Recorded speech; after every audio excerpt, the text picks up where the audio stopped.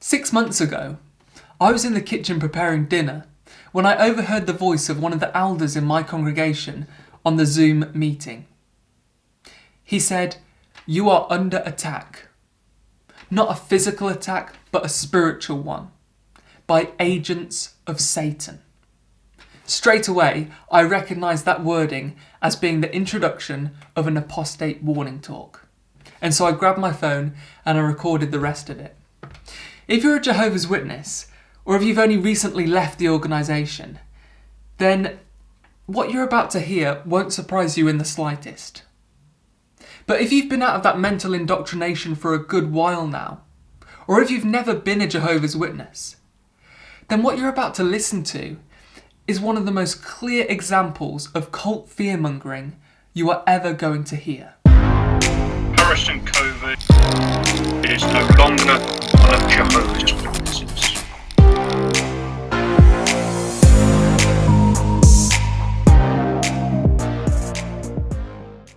Since waking up and realising just how grossly misled, deceived and deluded I previously had been in life, I developed the most overwhelming feeling of moral obligation with regard to helping other people to escape from the religion. I wanted to encourage people to develop skepticism and critical thinking skills, both of which don't come naturally when you're raised as a Jehovah's Witness. Over that time period, I'd been in regular contact with my dad via email. He's a Jehovah's Witness elder serving in a different part of the country. I'd eventually informed him that the avenue in which I'd chosen to fulfill this moral internal obligation was on YouTube. Now that did not go down well, and it was never going to. And I was fully aware of just how big the implications would be on my life. It would mean that I wouldn't be able to work for his business window cleaning, and I'd have to make a choice between being disfellowshipped and handing in a letter of disassociation. As soon as I told him this, he threw me to the wolves. He informed the elders in my congregation of my intentions, and they delivered this apostate warning talk. In order to more properly analyse what's being said in this recording, I've broken it down into 10 smaller segments, with the hope being that we can ask two very important questions. Firstly, is what this elder saying actually true? And second, what is the purpose behind the elder saying those words? What is he hoping that his words achieve in the mind of those listening? Before we go into the first clip, I better fill you in by saying that at the start of his talk, he outlined 3 topics that apostates most commonly attack, and he begins with Jehovah's Creation. Well, 1 John 5 verse 19, what does that say? The whole world is lying in the devil's power. How much influence does the devil have over the animal kingdom? Well, we don't know. But we do know that he can exert control over humans. Humans who have made extinct countless numbers of animals and insects. So then the balance in the ecosystem has changed. Now that could account for so many different things that happen in this system that's under the devil's control. I've listened back to this clip dozens of times now, and I still have absolutely no idea what this elder is trying to suggest. He says that because man has contributed to the extinction of some species, it's changed the balance of the ecosystem, and that can account for so much. But he never actually elaborates on what it could account for. He just hopes that if he throws out the phrase Satan's system, then the congregation watching at home will just nod their heads and go along with it. But I do hope that he doesn't think that because man contributed to the extinction of animals such as the woolly mammoth and the dodo, that's the reason why snakes produce venom, spiders spin webs, and crocodiles tear limbs off of their prey. We also know how Jehovah feels about animals. Exodus 23 verse 5 talks about how you should look after your animals as well. It's part of the law. What can we say? Jehovah loves his creation. Animals, humans, he wants them to work together. He loves them all. Out of the entire Bible, this elder handpicks Exodus 23:5 saying that it talks about how you should look after your animals, but he refrains from actually reading the verse. If you see that the donkey of someone who hates you has fallen under its load, you must not ignore it and leave. You must help him release the animal. If this elder was to research on the Watchtower online library what this verse means, he'd quickly realise that both Watchtower references to it over the years are talking about how we should treat fellow humans with mercy, especially our enemies. However, I can understand why this elder chose this verse. Because in the whole Bible, there really aren't very many verses to support the idea that God loves animals. In fact, if you want a more accurate and honest representation of how Jehovah treats animals in the Bible, then just open up any page of the Old Testament, and it won't be long before questions start arising. For example, if I was to show you a video recording of me drowning a litter of newborn puppies in the bathtub, what would you think of me? You would likely say that I was evil, that I was a psychopath. You'd want me reported to animal welfare organisations. And the last thing that you would ever claim is that I love animals. And yet if you take the Bible to be the inspired and infallible word of God, in Genesis we find a recording of the needless drowning of 99.99% of all land-dwelling and semi-aquatic life on this planet. And that includes multitudes of younglings and newborns. Of course, a Christian would say it was necessary. God wanted to cleanse the globe, and so this was the only way of doing that. I would argue that God could have chosen a different method. What if God said to Noah, on this specific day, of this specific month, of this future year, I am going to stop the hearts of anyone that doesn't worship me to the same degree that you do. By doing that, God would accomplish two things. Firstly, Noah and his family could have spent those 50 or so years trying to help save the lives of other people rather than building the ark. And secondly, God would have saved the lives of millions, if not billions, of animals. Now, when one say things about science and all these other issues they might be talking about, the scripture that probably comes into your mind is 1 Corinthians 3, verse 19. And that says that the wisdom of this world is foolishness with God. Man thinks he's so clever, but really, compared to God, he is foolish. What experts say today, or they say as fact, it can change tomorrow. They don't know, do they? Jehovah knows it all. We should trust in Jehovah. When I suggested in conversation with a Jehovah's Witness family member that life had existed on our planet for hundreds of millions of years, they laughed in my face. They said, "How did you come to that conclusion?" And when I said it was through studying topics such as paleontology and biology, they said, "Experts, what do they know?" Ironically, that same Jehovah's Witness family member, along with thousands and thousands more Jehovah's Witnesses in the UK in the last few weeks, have gladly benefited from the hard work and inventions of scientific experts in receiving their COVID-19 vaccination. And so, if we want to assess whether what this elder is saying is true or not, all we have to do is choose one topic, let's take vaccinations, and hold up the advice of Jehovah's spirit-led organisation over the years and compare it to the advice of scientific experts.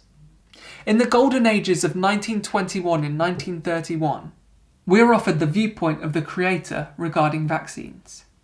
Jehovah tells us that vaccination never prevented anything and never will. That witnesses should use their rights to abolish the devilish practice of vaccination. That vaccination is a direct violation of the covenant between God and Noah, and that it's absurd to suppose vaccination to be a disease preventative in any sense whatsoever. Fast forward 30 years, it doesn't violate God's covenant with Noah, and there is no scriptural grounds to object to it. Within that same length of time, the scientific and medical communities have largely agreed about the benefits of protecting people from diseases by use of vaccination. This has led to the eradication of smallpox and drastically lowering the cases of measles, mumps, tetanus, and polio.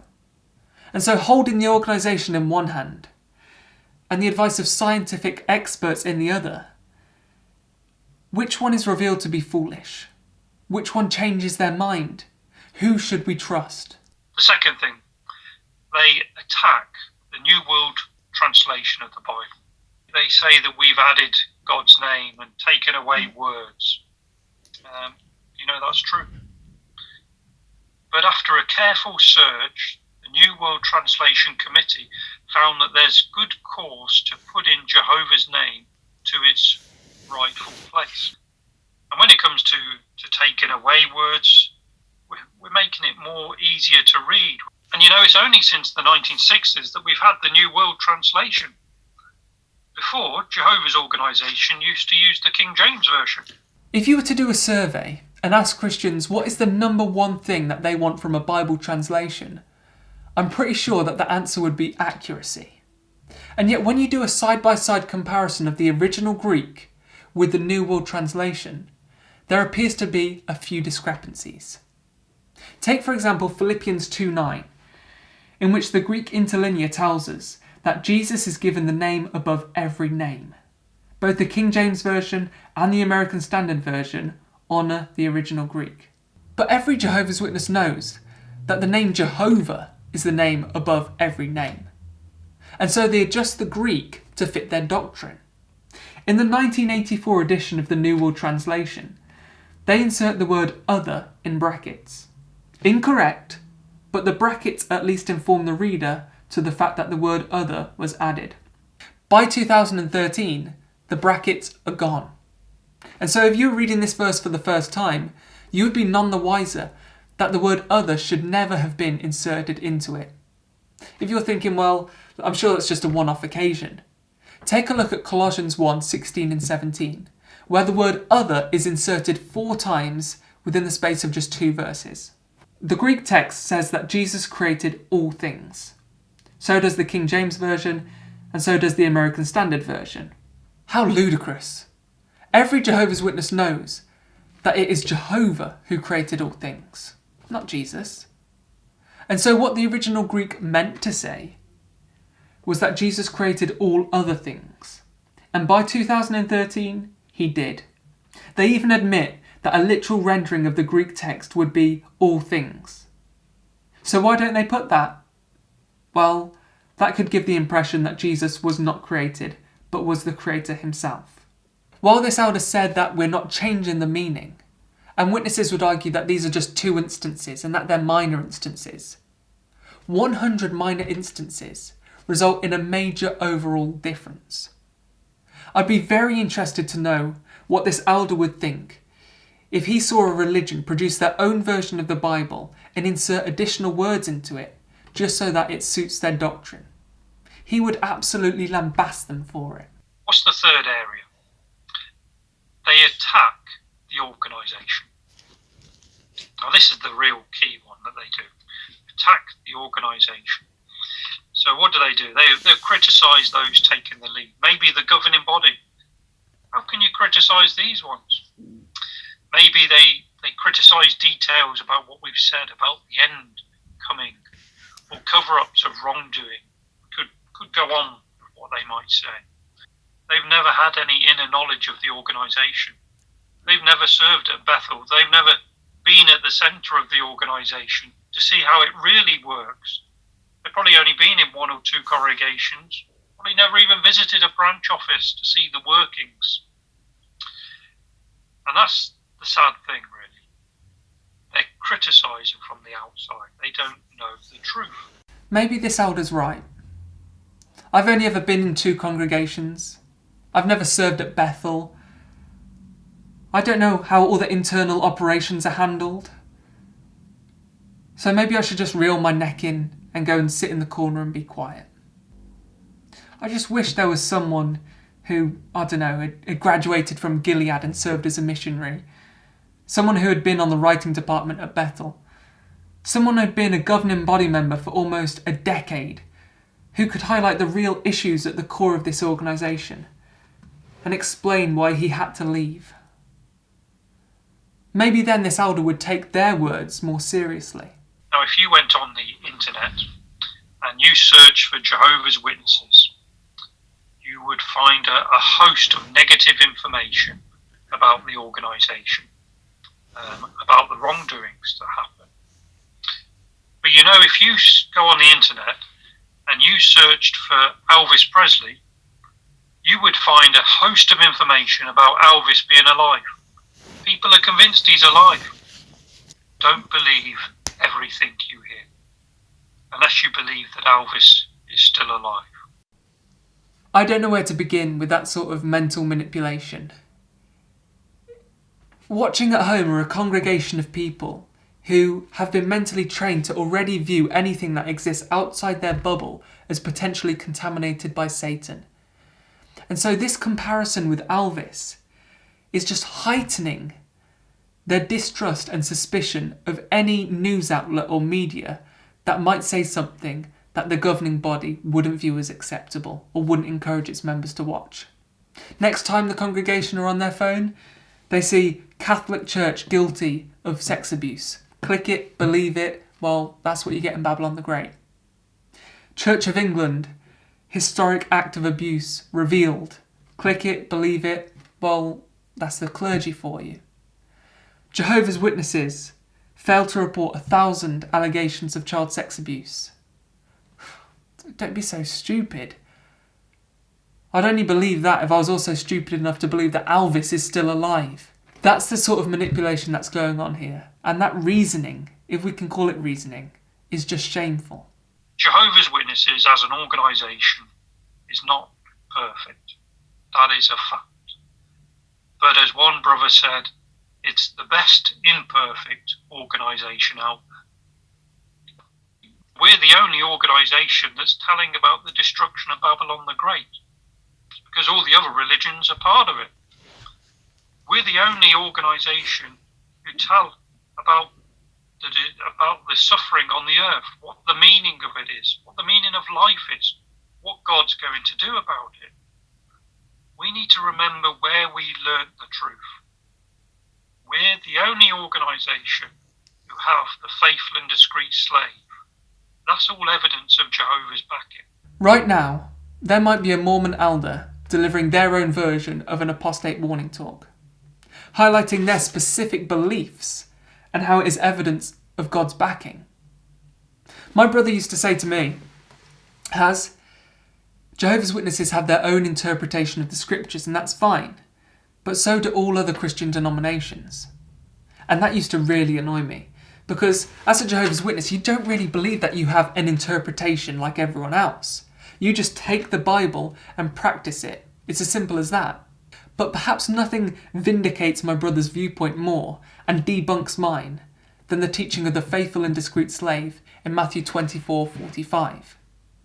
For as soon as you go outside the organisation's research and have a look at other organisations and other religions' viewpoints on the verse, you'll find out very quickly that this isn't a prophecy, it's a parable. Why is it that Jehovah's Witness leaders interpret this verse as a prophecy being fulfilled today, rather than just a parable of Jesus? Well, seeing as how this elder giving this talk doesn't really value my opinion much, he says I'm unqualified to criticise from the outside, let's let Raymond Franz, former member of the Faithful and Discreet Slave, answer this question for us.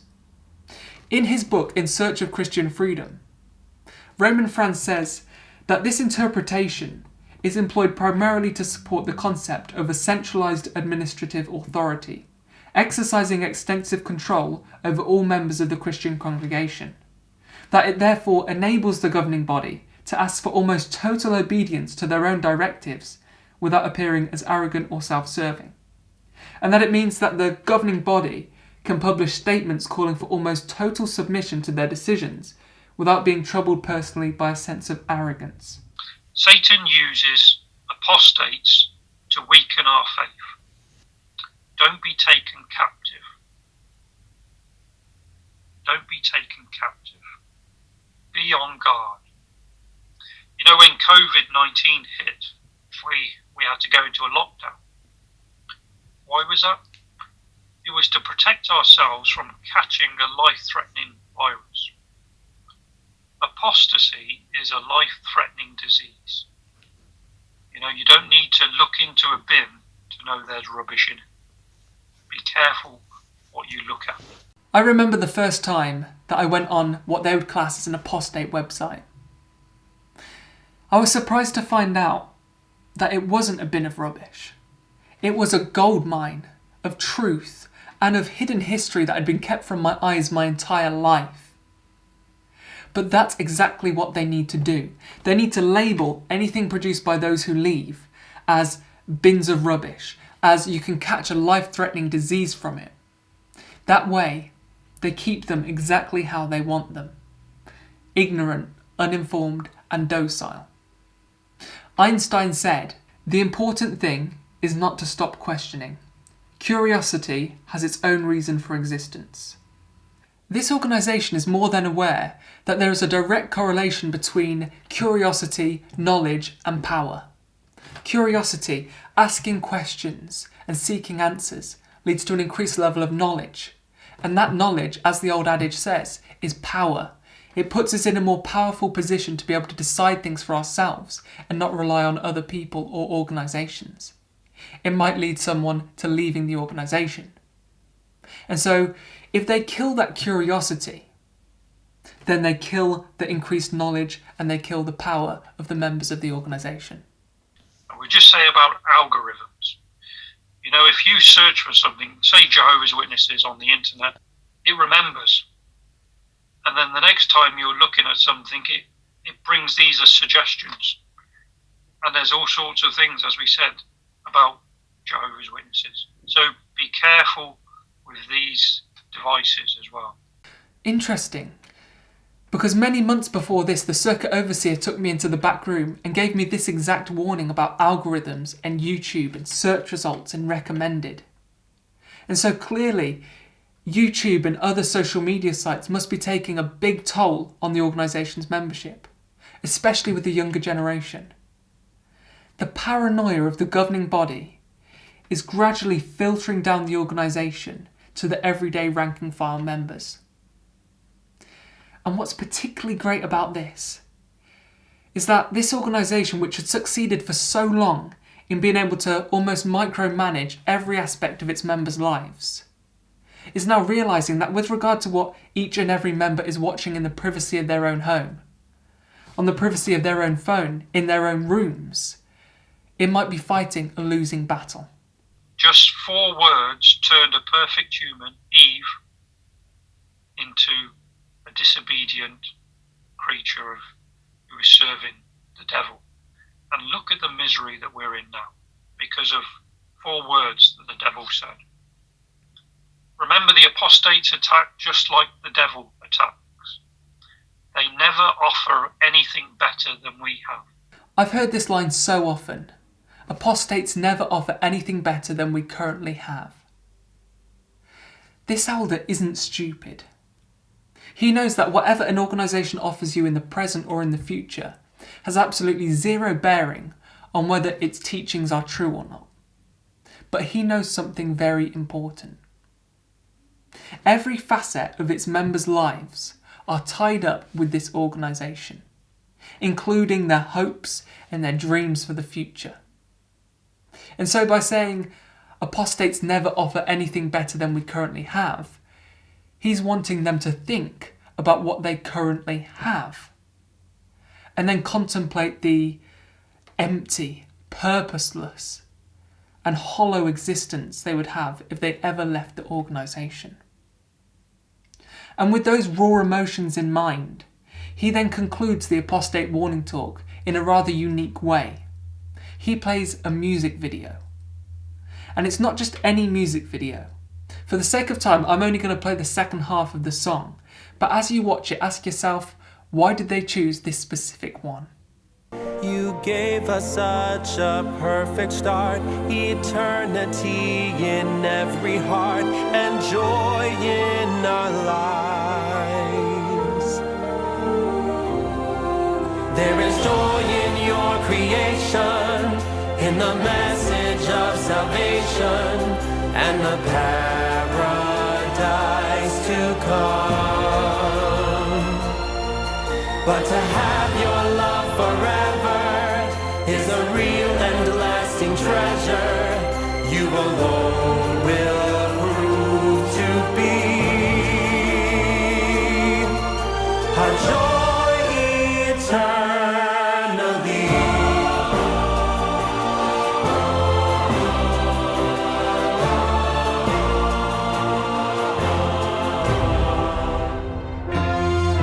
This joy could not be ours without the gift of your Son.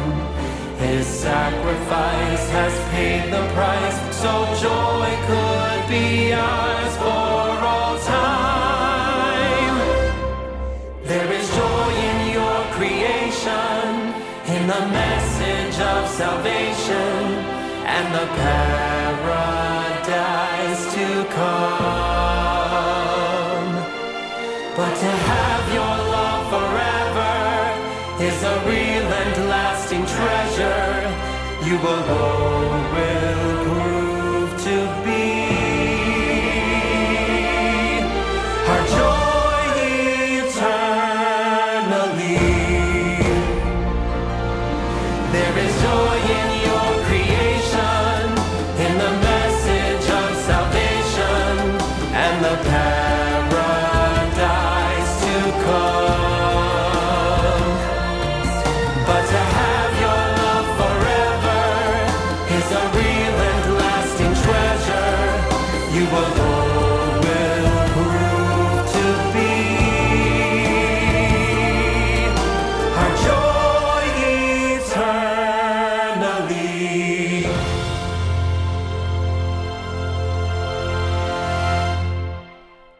I'm sure that even some congregation members may realise that this is a deliberate pull on their heartstrings.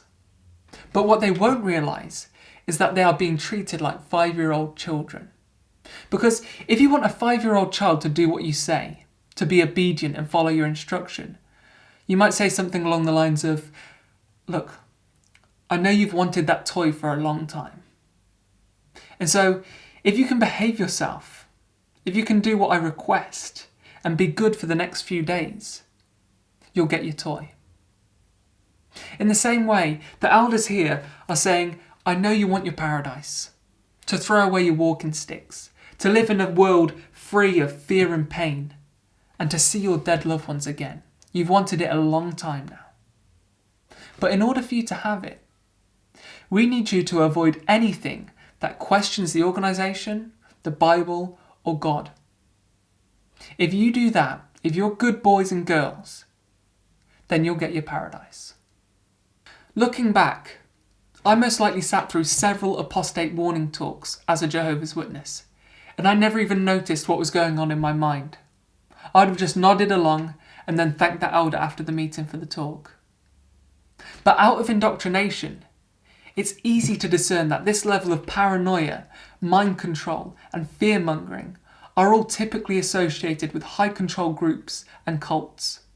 And so this talk served only to bolster my personal determination to do anything I possibly could in helping ones inside the organisation who were curious or who had doubts to gain mental liberation from this oppressive organisation.